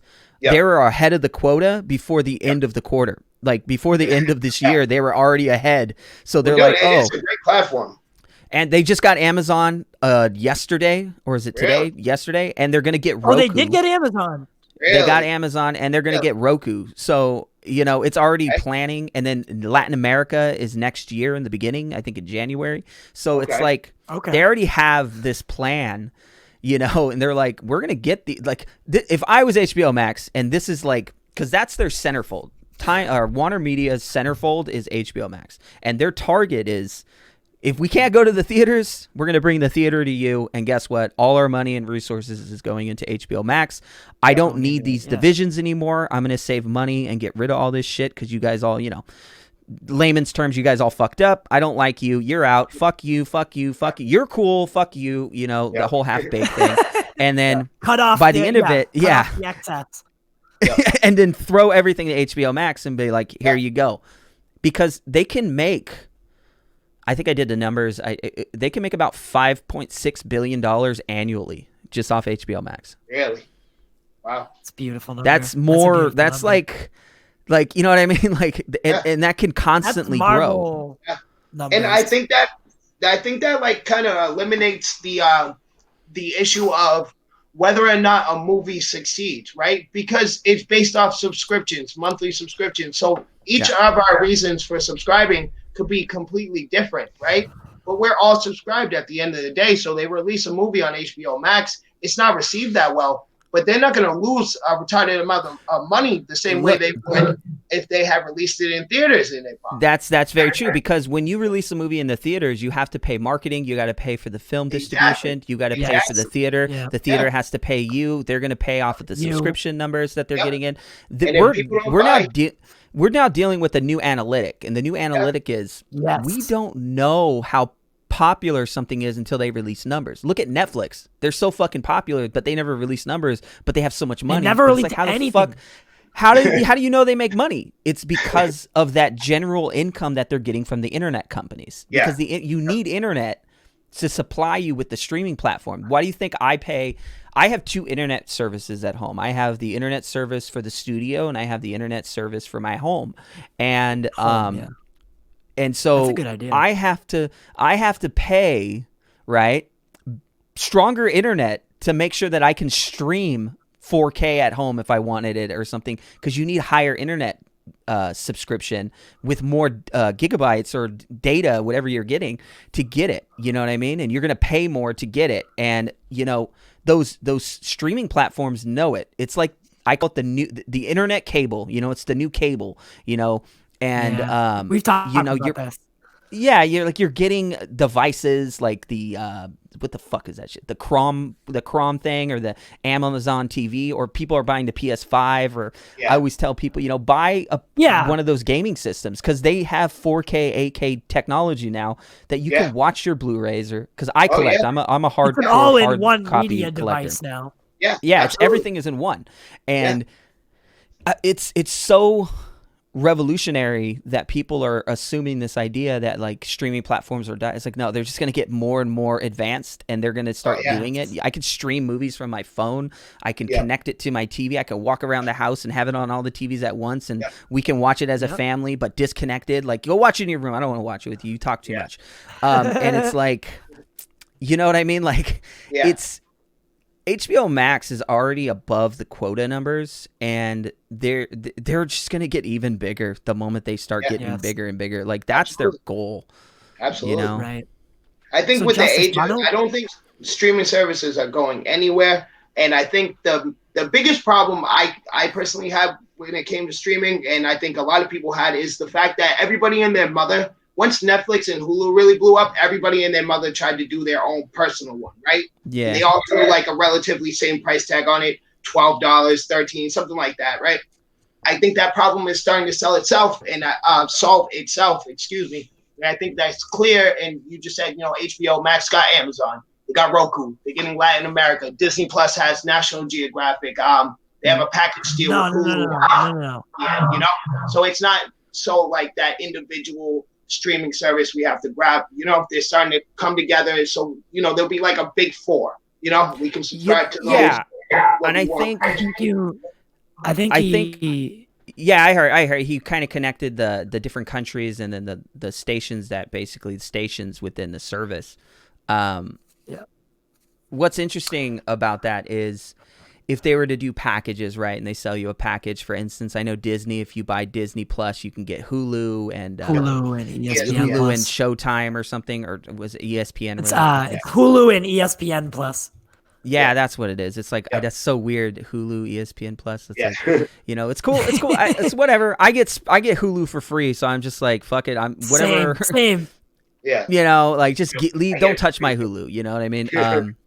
Netflix, I remember when Netflix would send me movies in the mail, and then I used to get Hulu for free Fucking because it was a right, free dude, service. Yeah. And to me, I was like, what the fuck is a streaming service? Fuck that. I like hard copy.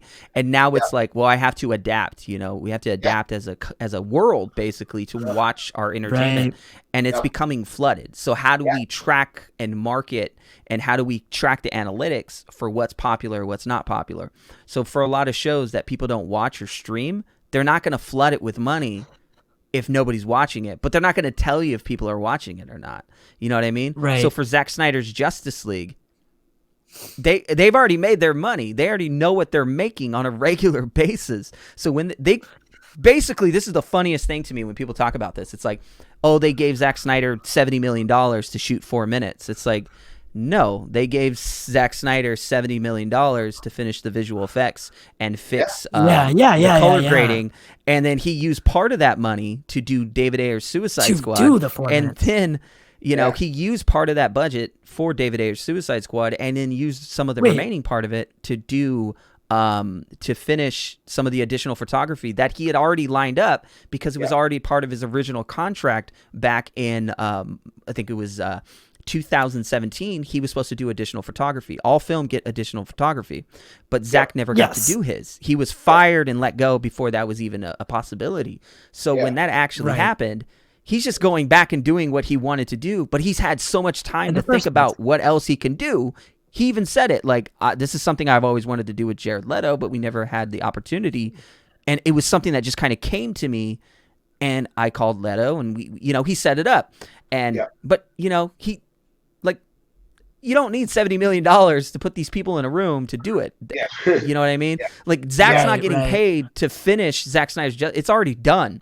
You know, it's sitting at his home. He's talked about it so many times, and he's giving it to HBO Max, and whatever profits from that, is going to be flooded to them, which is going to open up this door. You don't think that Zack Snyder went into a room back in February of 2000 or in 2020 of this year in February when he had the screening, and the movie was supposed to be announced in March, but COVID withhold it. But in February, he didn't go into that room and be like, hey, this is what I got. This is what you're going to do. And they did. HBO and Time Warner didn't say, would you like to, if this goes well, would you like to continue?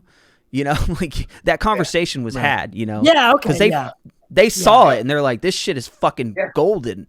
You know what I mean? Like, why the fuck? And you're looking at the executives like, who the fuck let you guys into the room? Like, you guys need to leave. Like, you screwed screwed the pooch on this one. The pooch on both of them, on Ayer's cut and Max. Yeah, don't get me started on that one. Do you think this fan base, right, that blew up because we didn't get Zack Snyder's cut? Do you think if everything went as planned and Zack released his movie, that this giant army of people would have showed up to see it? Or do you think that whole Snyder Cut movement came simply because he got fired and he also had a tragedy in his personal life, so it's banded together, But hypothetically, if these things never happened, that's an interesting question. That's a very interesting question. Because I think that's a very great question. I feel like it got all the attention it did because of those two things. Because he was fired and he had a great tragedy. That's a great question. And if you look back at like the track record of Zack Snyder, he's always had a following of people that loved his movies. It goes all the way back into, for me, it was always Dawn of the Dead is the first one I watched. Yeah, and I'm a fan. I was a fan. I was a fan of him.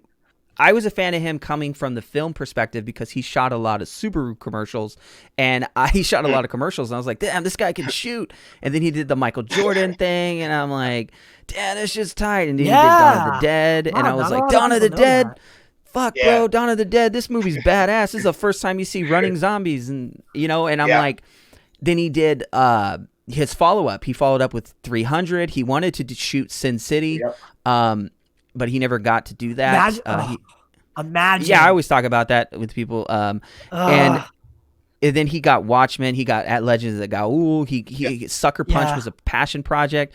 And it's like, you look at his track record, and he's never had a failure in his films, they've always grossed money. It's always had some financial positive uproot from it. It's always blossomed. It's never kind of dwindled down. And his films are still talked about today. They leave a mark in the culture of film.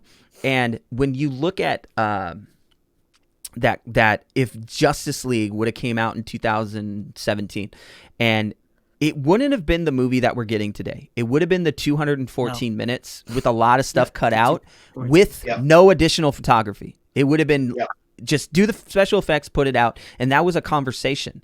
And then Zach was like, well, I have a 5-hour film. And it's like, well, let's see it. And he pieced together that 5-hour film for them to watch, you know what I mean? And it's like, well, this is what I got. Some of it's not done. It had placeholders where special effects would go. And you're sitting there as an executive like, hold on, we got a streaming platform coming out. We can definitely use this. And it's like, well, we can bring it down. Yeah. And then they organize to 4 hours.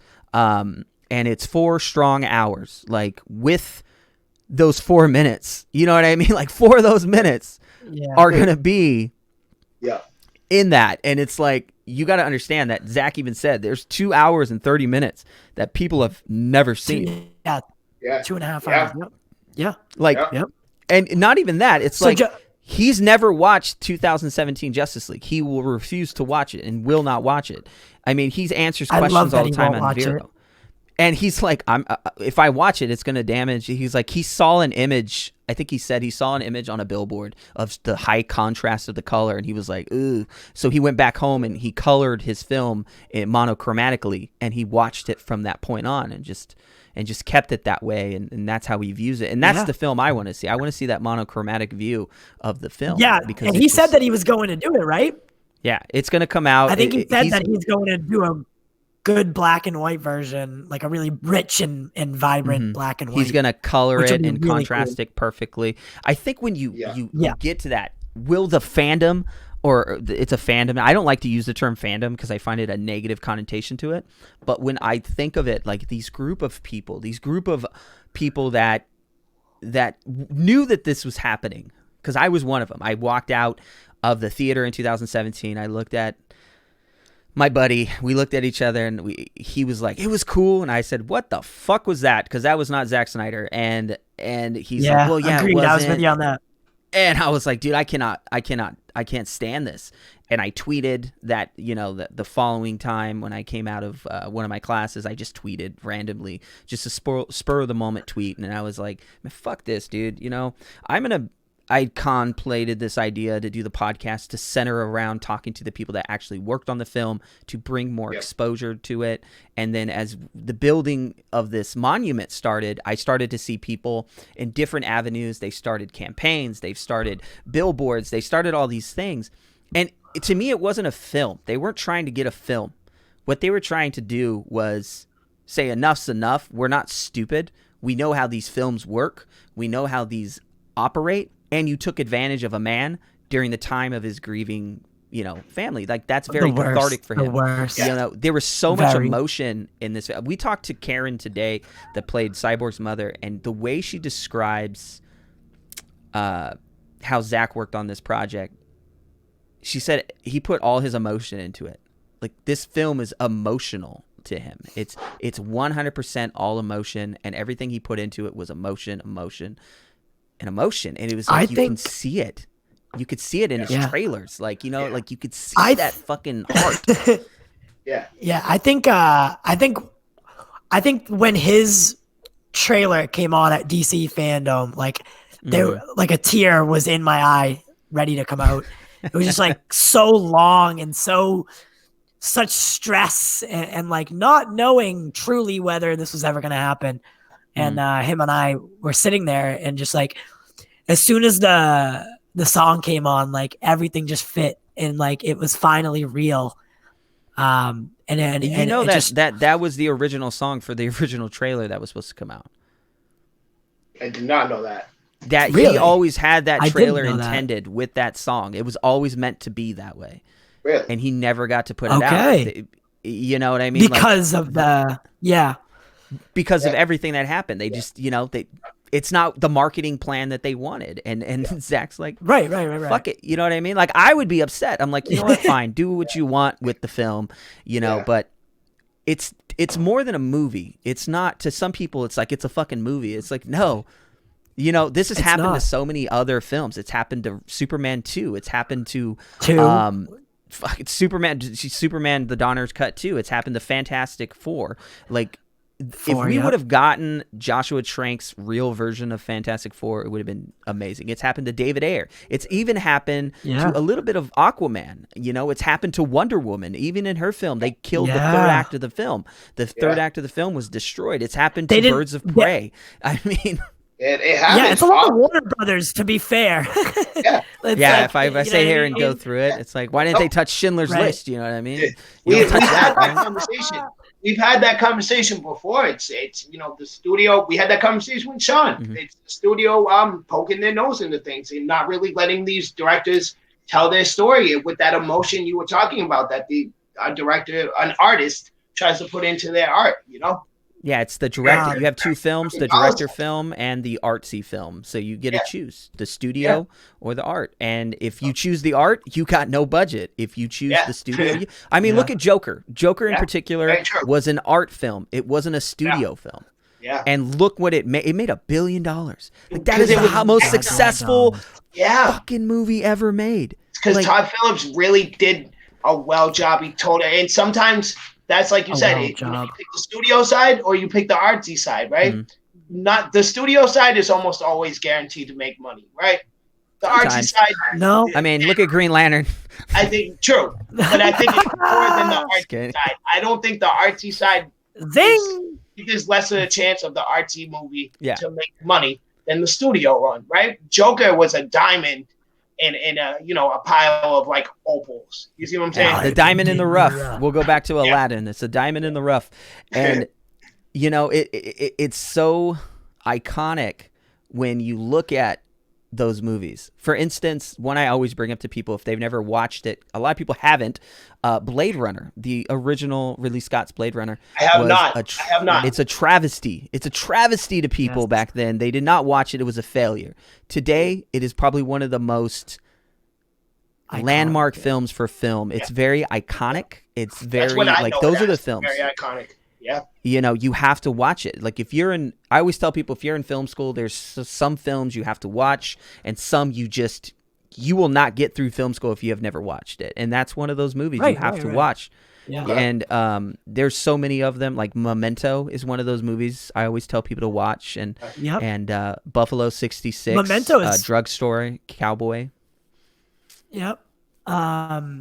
So real quick, I know Justice I just don't know how much longer we're going to have you. There's a couple things I want to say, and then I know Justice wants to ask you a question. So we're raising money, and I just want to get this out. I had like a little banner on it. So we are doing our own little fundraiser for the American Foundation for Suicide Prevention. So if anyone watching or anyone has an extra couple bucks, the link will be in the description to donate, a little, a lot, whatever, or just share the link because, that will spread the awareness. But just as long as you donate sometime, whether it's Zach's own campaign, whether it's just AFSP in general or ours or anyone else's, we just, we'd like to help save some lives. So just wanted to get that in there. And I think Justice had a question that he wanted to ask you. Yeah. So because, I was, it's funny you brought it up because I was thinking about, because the conversation kind of went off rails because honestly, I was going to let it go. We had a great conversation, Matt. Thank you for coming on.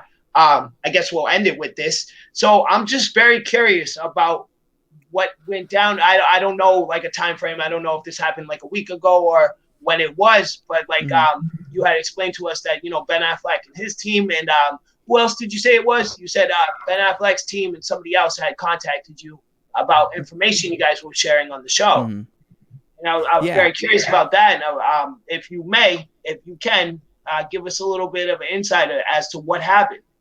I mean, there's some stuff I could say, some stuff I'd rather, hold on for a No, little keep bit. that But to yourself. Yeah. Absolutely. yeah, so it happened to both the Cultured Nerd and myself. We received a few emails. There was a few visual effects companies that had called us, or not called us, but they emailed us, and one of them wanted us to call them and talk to them on the phone. We couldn't, and basically it went around to the idea that some of the articles that are being posted on the Cultured Nerd they're asking where they got the information, where's it coming from. They asked us personally, how did you get this information that's on your show? Who's telling you this stuff? Basically was trying to find the leak. It looked like there was a leak, and they wanted to know where this information was coming from, how we knew this information was happening. Okay. And I told them that we're a nonprofit podcast. Like, everything we make on the show, we actually donate it. A lot of the money that we donate, I don't talk about publicly just because it's a personal thing for me, but I do donate I do donate to the American Diabetes Association, and because my grandmother passed away from that, and so that's something that I really focus on a lot. Yeah, thank you, I appreciate it. And it's interesting because I'm not here, like, I will say things on the show that I'm probably not supposed to say. I do it all the time because I feel that information should be free. Information should be free. Yeah. Everybody should have access to information. Everyone should have the same access to this information as anybody else, and there shouldn't be some regulation onto, you have to pay me this, or you have to throw money into my show to get the answer, or things like that. And I don't believe in that at all, and Taylor doesn't either, and I think that's why we work so well together. But when it came to some of the information he was talking about Batman, there were people in that PR team in that camp really wanted to know where some of this information came from, and they were kind of probing in a way to try to get an answer. And Taylor, he tells them pretty straight where the information comes from, and his information, his sources. And we had a few people told us to kind of back off a little bit. We shouldn't be probing so much. But that's kind of the job of somebody that in my position is, I'm just trying to get the information. I'm trying to enlighten people. I'm trying to give people this access to this information that should be knowledgeable to them. I'm not trying to spoil a film or to ruin a project. That's never the intent. We would never do that. And there's been times where if I get information sent to me before the show, I will actually say no to it. I'll say, no, we're not going to talk about this. We're not going to bring this up. Let's not bring this up. This would spoil things for people. And, we still, I think for this moment right now, like, we still kind of get some of those conversations, but at the same time, it doesn't halt us from getting interviews and things, because we're not there to suck information out. We always tell it to our guests. We're there to actually learn from you. We want to teach the people listening, what you truly think. You were there, the trade person sitting in at their home on their couch with a fucking bottle of liquor and a fucking churro was never there. You know what I mean? Like, they're not sitting there. They're not sitting there on the production working on the film. They're just sitting at the comfort of their home, and they're just writing bullshit, and they're spreading gossip and false information and passing it as fact. And it's like, no, where the fuck when did news articles become speculative? You know what I mean? Yeah, no shit. Right. Like, right. It's funny you. Okay, so I believe it was we were doing a quick dip at the time when Drizzle TY had told me about this, right? What had happened to you guys. So it's funny that you bring up that you specifically take steps to not spoil things and not doing, because that's exactly the thought I had in mind when I said what I said on the quick dip, which was that's a major abuse of power. If you have that source, that's awesome. Everybody who does what we do would love to have some kind of source like that, right? But to just straight up leak information and, flood people and spoil and all this kind of stuff with all this, everything, all the information you gain is an abuse of power. That was the point I was trying to make. Right. So the fact that you brought up the specific steps you take to avoid that, it goes hand in hand to what I was saying on that quick dip. No, yeah, we actually tell our sources sometimes on the show. We'll actually say where the source comes from. We're like, well, this is where we got it. This is the person. Yeah, that's the most credible way to come across this. Taylor can walk on the lot. Like, he can literally, like, his connection, I've spoke to some of his family members, and, like, they're they're there. You know what I mean? Like, this is not something that he just fucking whipped out of his ass and said, here. It's like, no, I've seen it. Like, he can walk on the lot anytime he wishes. And you know, he's not going to get stopped. Speaking of Taylor, like, for instance, and this will, Justice, this might clear something up, I guess. So Taylor was saying that he had known that Han Solo was going to be the one to die in the Force Awakens. And he sat on that for a year. You know what I mean? And didn't tell anybody. So it's what for them, it's what they choose to, you know what I mean? They're not going to ruin that. That should be, everyone should be able to see that for their own, you know, for themselves first time in the theater. So. I mean, you know, to be maybe I'll say this after show, but there's stuff that Taylor won't even tell me. Like, because I'll tell him, he goes, hey, you want to know this? I'm like, nope. Or he'd be like, sometimes he doesn't tell me anything. He just lets it slip. Like, and I'm like, I caught him a couple times. It's like, wait, did you just say what I thought you said?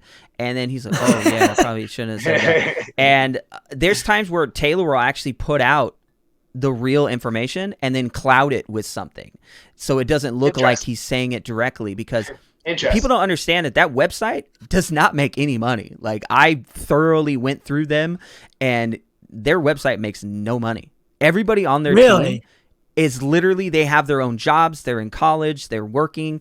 I help some of them out on the side. I thought they were for profit. No, they're 100% nonprofit. Make no money. They don't even run ads on their website. Like, you can go to their website and see they have no ads. Yeah, no, they definitely don't. That's right. Yeah, they have no clickbait articles. Everything on their article.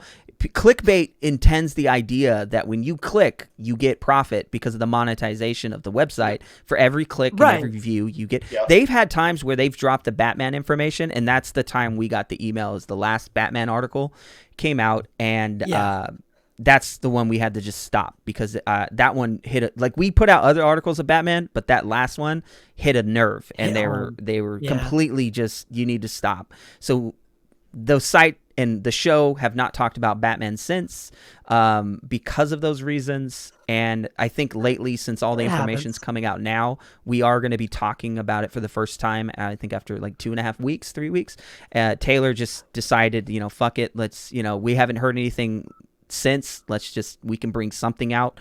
And he's ultimately, it's funny because people think that clickbait is going to give them money and Taylor's going to be rich. And it's like, that motherfucker works at a hospital. Jeans. You know, like, this motherfucker works at a hospital. He fucking doesn't care. Like, he plays video games half his day. He doesn't sit around and fucking, I'm going to make a fucking post and get people to click on this shit. It's like, no, he's like, hey, Matt, you want to play some fucking, some games right now? And I'm like, we can if you want, dude. Hell yeah. You know what I mean? Like, I got shit to do. And, you know, it's like, it's funny. You know, like, that's the last thing on his mind. He'll like fucking in between. It's the funniest shit. Because in between, he'd be like, oh, yeah, by the way, David Ayer's Suicide Squad, the visual effects company, just finished some of the Steppenwolf design. I'm like, oh, shit, really? And he's like, yeah. I said, you going to write an article about that? He goes, nah, I don't give a fuck. Like, he's like, nah. He's like, nah, we'll just wait. And I'm like. You know, that just shows me that's a man who regularly gets a abundance of information. You know, he's just constantly, like you said, he has a very close source. So he's just constantly. You know what I mean? He has so much information to spare. I'll toss this one. I'll write about this one. You know, toss it. You know? Oh, I've seen it. I've seen the from the actual visual effects. I probably shouldn't say that. I saw it from the actual computer. I already put it out there, but I saw it on the computer. Like, I'm like, oh shit, that's what it looks like. Yeah. And then we see it drop. We saw it drop in the. I think it was when did it first drop? Was it Justice Con or DC Fandom? It was one of those. When you first high res photo. I mean, it wasn't a high res. Right? The one I saw was not high res. The opposite of high res. Yeah, it was the opposite of high res. It was the fucked up version. Or I think Zach dropped it on Vero. It was the first look of it. Dropped it on. Yeah, that's what it was. Zach dropped it on Vero from his editorial machine. Zach dropped it on Vero. And he specifically said it. He was like, I'm sorry that the quality is so bad. Yeah, but I didn't see the one with he had the I just want to make that clear. I didn't see the one that he had the watermarks around it. I saw a non-watermark version, and it was like really shitty. It was from like a cell phone, and I was like, oh yeah, that's cool. I'm like, he is spiky. Yeah, he's a spiky fucker, and I was like, that's cool, man. So so we got a couple minutes left. I do want to say, like, I can't thank you enough for coming on. Absolutely. For the first time, we've tried to do that. We tried to do this whole month, and we actually had to add this, which I thought was pretty awesome. Like we had to add a show to fit everyone. But I look forward to continuing to work. Hopefully alongside you, and not like that, like not alongside, but no, I got continuing to be able to have you on, or so on and so forth, because I could talk to you for like 5 or 6 hours. Let's do it, and just I'll let my fiance it. know. She'll probably get jealous. She'll be like, what the fuck's going on in that studio? You've been in there too long. Mine just moved out, so I'm good to go. Oh, there you go. Shit, yeah. Good times. Good times. Good times. You're looking around. Yeah. You moved out in COVID. Fuck it. Right? Just gonna go find it. Fuck it. Actually, my whole office, we're shut down right now because of it. So, like someone had it, and they're like, all right, go work from home. I was like, fuck yes. Can't stand this. Yeah, there you place. go. Dude, I can't stand. I don't know how it is where you guys are at, but like everything's open one week, it's closed the next week, it's open the next week, it's closed the next week, and I'm just like, fuck it. I'm just gonna DoorDash everything. Yeah. When this is all over, we'll have to come out to California, because I miss that sun. I really do. I really do. But maybe next time, whether it's you or you and Taylor, we could work something out and do this again. Oh yeah, I'll definitely bring it. Like he'll definitely come, dude. Like next time you come on, I'll definitely bring him. Yeah, absolutely. Not that you're not enough, because you're definitely enough. But you guys seem like a dope team. You guys seem like a cool team. You seem like you play off each other very well, and I would like to see that firsthand and be a part of that conversation. Yeah, for sure, man. Like, next time I come back, we'll work something out. I'll let Hussein know, and then I'll call Taylor and just bring him. Yeah, that'd be great. Absolutely. I think I was saying that to him. Don't take this the wrong way, people watching, but like Corona kind of worked in our favor, right? Me and his, because we're just starting the show. A lot of people are just quarantined, watching. They're looking for new stuff to watch, right? They're trying to remain entertained. And it makes it very easy for people like yourself that are actually busy, and Sean, that are very busy, to say yes to come on our show, Yeah, get his book too, man. That's gonna be a very good book. Read that. Absolutely. Yeah, that's gonna be a very good book. We thought, and now it makes sense in hindsight that. So next time he comes onto the show is probably when we can like get a couple copies. I didn't really actually think about it. But he said when he does the rounds for actually promoting it, he'll come back on. So yeah, because I would love to. I mean, I the excerpt that he read at JusticeCon, and then just getting a feel for him. I just know it's going to be really, really good. Oh, there's stuff. So, there's more stuff in there from Zack Snyder that he hasn't even told anybody yet, because he's trying to plan. He's trying to map out the book launch with. Before the movie, I think. Yeah. So is there anything you would like to plug before you go? No, man, I'm not really Or before we stop recording, I should say. Nah, man, I mean, it was a pleasure to be with you guys. I think you guys are pretty cool. I think keep doing what you're doing. I think you guys are on the right track. If you're trying to get interviews and stuff, I mean, just be persistent, dude. I mean, you guys were persistent enough with me. I mean, drop that question. So I do most of that. I try to be as nice as possible. I would like to one day maybe speak to Hussein about how he goes about that stuff, because he's very open about it. Yeah, I'll give you that would be great for me. He's not here. Okay. There's nowhere to be seen. He's not watching me. A little tad bit about Hussein is he was never a producer. I've worked with producers firsthand, being a creative director and working in film for 13 years and doing all that. I've met so many producers, and Hussein is probably by far one of the best producers I ever worked with, and he is not a producer. He fell into this because he DM'd me one day and he was like, "Hey, how do you do what you do?" And I was like, "What do you mean?" And we would always talk. He always tried to ask questions about Justice League. And he's like, "How do you know this information?" And then one day I just had a conversation with him and he goes, "I want to be your producer." And I was like, Word. "Okay, do you have any experience?" And he's like, "I can get it done." I think it was something short like that. And he did it. Like literally the next day he already had lined up 3 guests or something. And I was like, "How the fuck?" Jesus. Like, How like, the are fuck you did fucking do that? like, that was quick. And he's like, "Don't worry, I got you. I talked to these people. You're good." And I was like, "All right, bro." And it's like, he's great. Hussein is awesome, man. We talk on a regular. Yeah, we could use some tips on I'd that. love to pick his brain. Absolutely. Yeah. Man, That's it. We're all very much like to again, dude. Like I said earlier, you're the first person to give me detailed, specific reasons as to why you like these things and why you're a fan of them. And that, I appreciate that very much. I would like to continue having conversations with you outside of SnyderCut, other subjects, MTU, etc. Mm-hmm. Yeah, for sure, man. Yeah.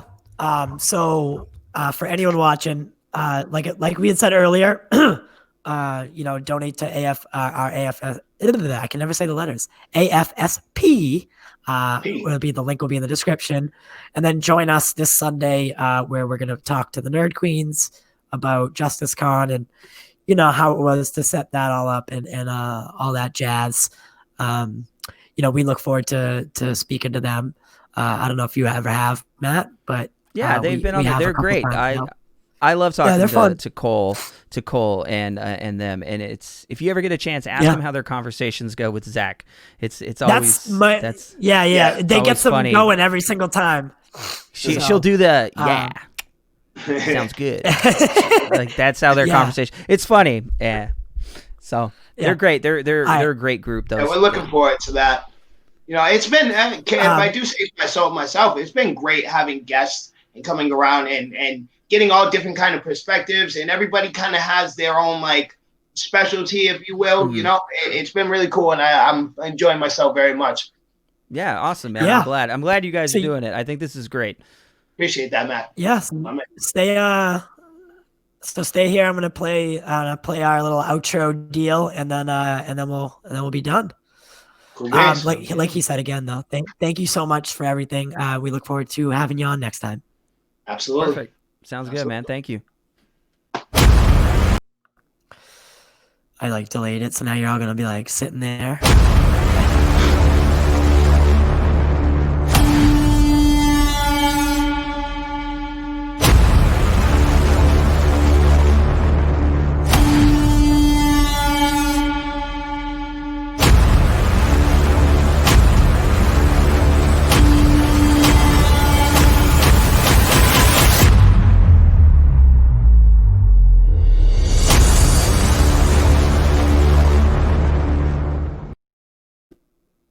Awesome, man.